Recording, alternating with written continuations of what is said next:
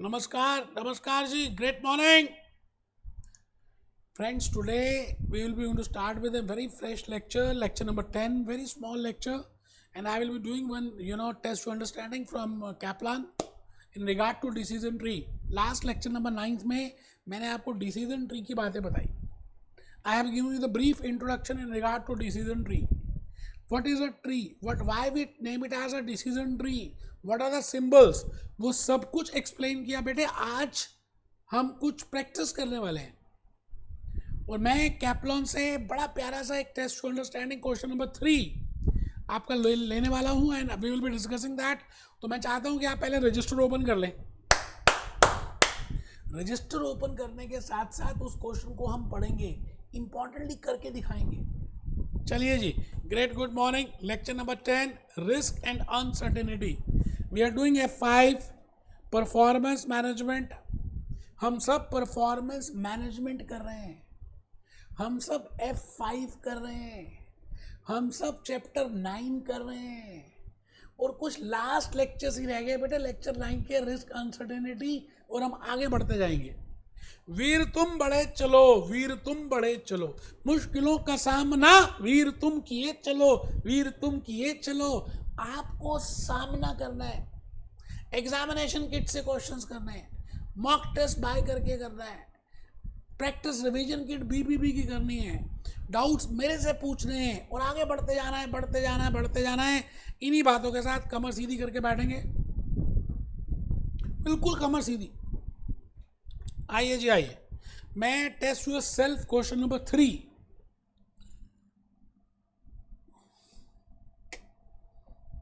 Test yourself question number 3 चाहता हूं कि आप सभी let's firstly read that question because I have prepared very beautiful handwritten slides in regard to test yourself question number 3. So let's move to directly to test yourself understanding question number 3.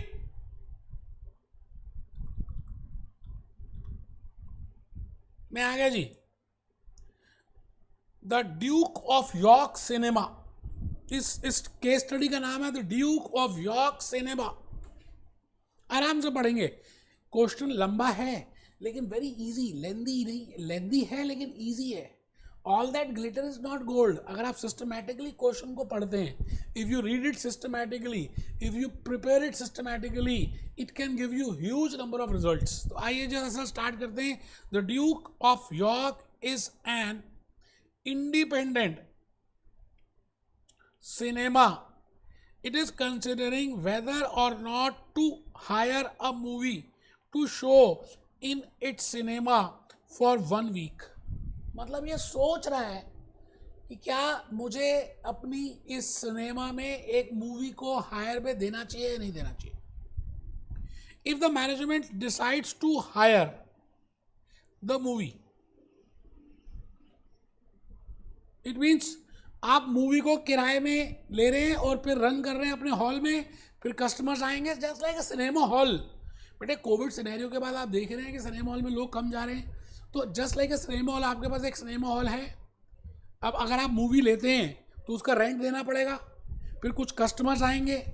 अच्छा, customers आएंगे तो हमें ticket के पैसे देंगे और फिर कुछ रिफ्रेशमेंट्स भी खा के जाएंगे. तो आप उस सिनेरियो में you have to find out, you have to decide that whether you should give, you have to take a decision because we have to prepare a decision tree. So you have to take a decision that whether it should be, you should hire that movie or not. इस question का ये सार है. आप एक बार पढ़ लें, question लंबा लग रहा है लेकिन है easy.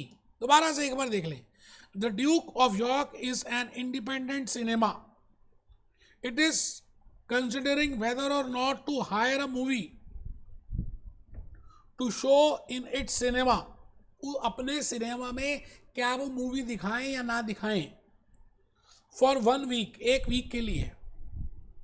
If the management decides to hire the movie, अगर मैनेजमेंट ये डिसाइड करती है कि मूवी को हायर कर दें, it will be screen 20 times during the week. एक वीक में 20 बार दिखा सकते हैं. बेटे शो होते हैं 12 से 3, 3 से 6, 6 से 9. The cost of hiring the movie is, जब आप लेंगे तो उसका रेंट पे करना पड़ेगा, that is $70,000. You work as an cinema's accountant. You are a ACCA and you are working as an accountant of that cinema. Cinema की management आपके पास आ गई ACCA के पास, and they are asking Mr. ACCA, Miss ACCA, please tell us that whether we should get this movie hired or not. क्या हमें movie किराए में लेकर run करनी चाहिए या नहीं? Because there is huge uncertainty. क्या पता कस्टमर्स देखने आए या नहीं आए. अच्छा वो आएंगे तभी रिफ्रेशमेंट खाएंगे. इट मीन्स रिफ्रेशमेंट का sale is dependent upon the customers. Okay and this is the following customers. The entrance fees for every customer is $10. मतलब टिकट के पैसे $10. The number of customers watching the movie at each screening is uncertain, but has been estimated as follows.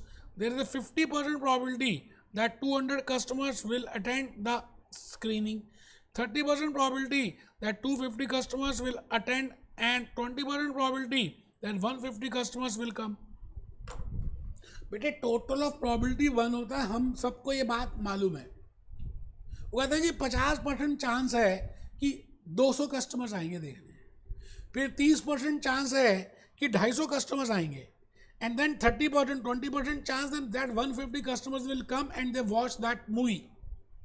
अच्छा जब आएंगे तभी Coca Cola, burger, popcorn खाएंगे, या नहीं आने के बाद भी क्या वो पॉपकॉर्न सिनेमा हॉल में खाए वैसे ही खाने आएंगे? नहीं बेटे. क्या आप कभी बिना मूवी के सिनेमा हॉल में पॉपकॉर्न खाने के लिए गए हो?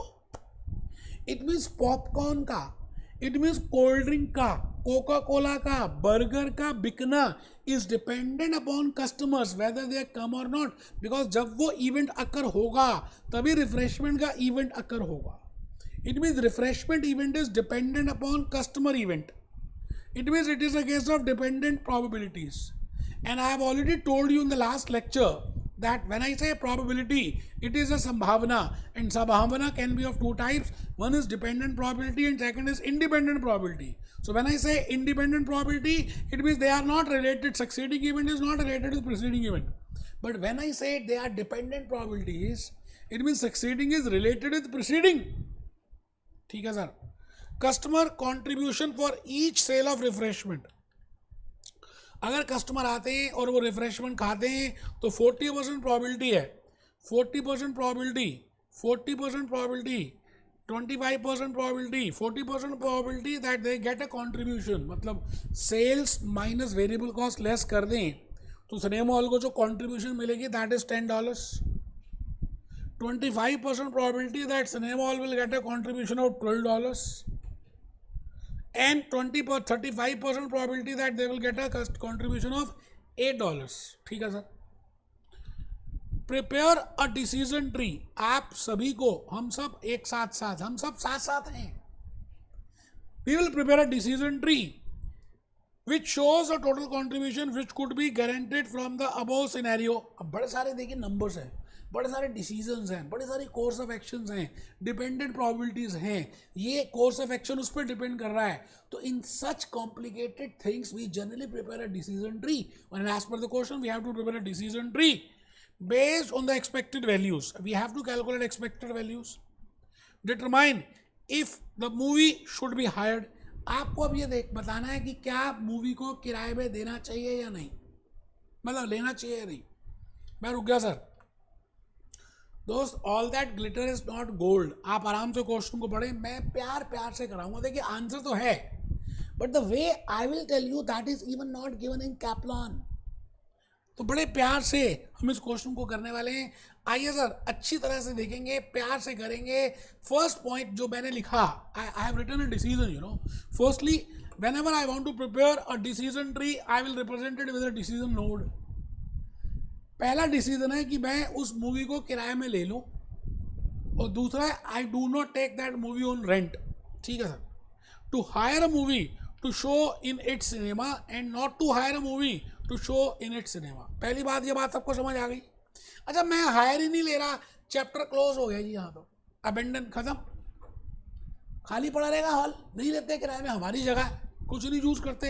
अच्छा जब किराया, if I am not using it, there is no need to pay the rent for that movie, and even there is no no income, कोई कस्टमर एंट्रेंस फीस भी नहीं देगा। अच्छा, रिफ्रेशमेंट भी सेल नहीं होगी, चैप्टर क्लोज। लेकिन कहानी, एक था राजा एक थी रानी, दोनों नहीं मरे, आगे बढ़े। वो तभी होगा जब आप किराए में वो you take that movie on rent and you run that on your cinema halls. तो कस्टमर आएंगे तो रिफ्रेशमेंट खाएंगे। तो सो 20 times this if and they will pay entrance fees of $10, but there is a possibility that 50% probability that 200 customers आए, 30% probability that 250 customers आए, 20% probability that 150 customers आ गए। Also अगर वो आते हैं तो तभी रिफ्रेशमेंट भी खाएंगे। बड़ी सिंपल सी बात है, रिफ्रेशमेंट का खाना इज डिपेंडेंट अपॉन कस्टमर्स का आना। ठीक है सर, तो मैं आप सभी के साथ साथ आराम से, कोई जल्दी है ही नहीं यार, हम बिल्कुल आराम से डिसीजन नोट से स्टार्ट करेंगे। This is decision square. I want to take a decision that whether it should be a square, that whether I should get a movie on rent और not. No movie on rent. अच्छा, जब नहीं है तो the end तो यहीं पे हो गया, ये ट्री की ये ब्रांच आगे जाएगी नहीं। अच्छा, जब आप मूवी किराए में लेंगे तो there is a uncertainty involve in that. क्या क्या हो सकता है? There is a possible outcome in that. This can happen, this can happen, this can happen, this can happen. आराम से कस्टमर्स आ सकते हैं। कितने? 50% चांस है, 30% चांस है, 20% चांस है। अच्छा, 50% चांस है कि कस्टमर्स जो हैं कितने आएंगे दोस्त? आपके 50% चांस है कि 200 कस्टमर्स विल कम, 30% चांस है कि 250 customers will come, and 20% chance है कि 150 कस्टमर्स विल कम। आराम से चेक कर लीजिए, मैं पूरा ट्री बना रहा हूँ आपके लिए। अच्छा, जब कस्टमर्स आएंगे, now there is a chance, ऐसा जरूर थोड़ी है कि सब आएंगे तो सभी रिफ्रेशमेंट खाने के लिए आएंगे। कई बार खाते हैं, कई बार हम नहीं खाते। जैसे मैं 90% रिफ्रेशमेंट नहीं खाता सिनेमा हॉल में जाकर। अच्छा, आएंगे तो फिर रिफ्रेशमेंट बिकने की प्रोबेबिलिटी है 0.4, 0.25 एंड 0.35। मतलब 40% प्रोबेबिलिटी है, 25% प्रोबेबिलिटी है और 35% प्रोबेबिलिटी है। And we will be getting $10 as contribution, $12 as contribution and $8 as contribution। मतलब जब रिफ्रेशमेंट सेल होगी तो जो सेलिंग प्राइस और वेरिएबल कॉस्ट लेस करने के बाद जो नेट बेनिफिट होगा on sale of that refreshment, that is contribution, वो है $10, $12, $8।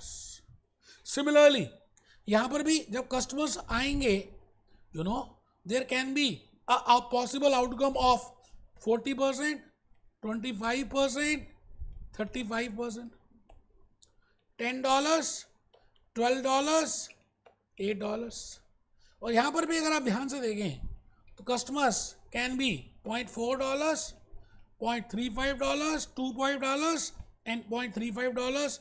Now there is a possibility of $10, $12 and $8। आराम से देखिए, आपके सामने जान के मैंने लाइव डिसीजन ट्री प्रिपेयर किया है कि आपको लॉजिकली पता चले कि what is the meaning of circle, what are the activities, what are the actions, what is the probability, why it is total of 1, what is dependent probability, what is independent probability, what is decision mode. अब बड़ा simple है जी, हम कुछ भी नहीं करेंगे, इसका numbering दे देंगे। जैसे A, B, C, फिर इसको कह दिया D।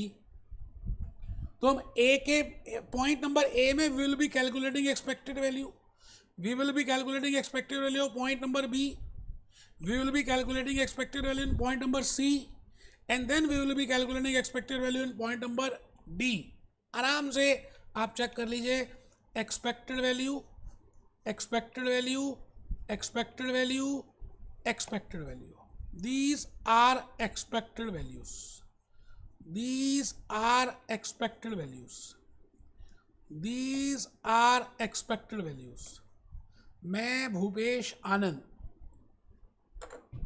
आई थिंक ये देखो लग रहा है ना गिरा हुआ पेड़, तो that's why it is named as decision tree. तो आइए इसको मैं डायरेक्टली कैप्लॉन से भी दिखा दूं कि आपको और थोड़ा सा लॉजिकली समझ आ जाए कि जो मैं कह रहा हूँ that is okay. So this is Bhupesh Anand. I am directly moving two answers. मैं आंसर्स की बात करूंगा और आंसर्स में मैं सीधा आ गया. ये देखिए जी, ये देखिए, ये आपके सामने इन्होंने डिसीजन ट्री प्रिपेयर किया हुआ है.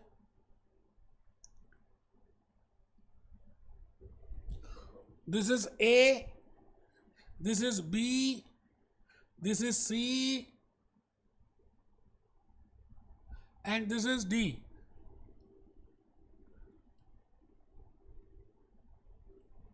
मैं रब कर रहा हूं, दोबारा से लिखूंगा आपके लिए.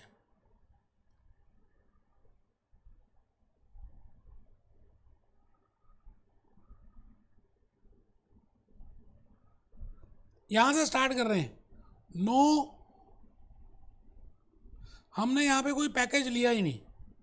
सो नो पैकेज. यूज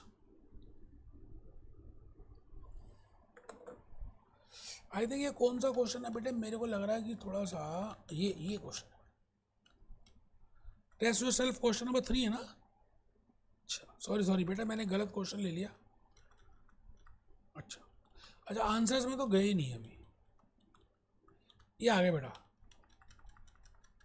ये देखो जी, ए बी सी. ये था when we show hire the movie, don't hire the movie. If we hire the movie, then 200 customers can be there, 250 can be there, 150 customers can be there.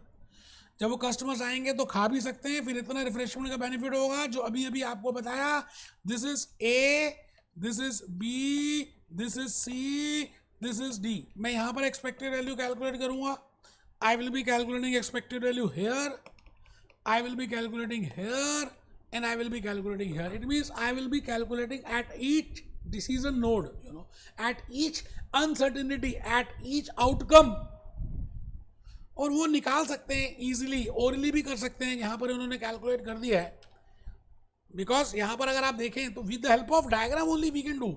For example 80,000 कैसे आया बेटे? 200 customers आएंगे.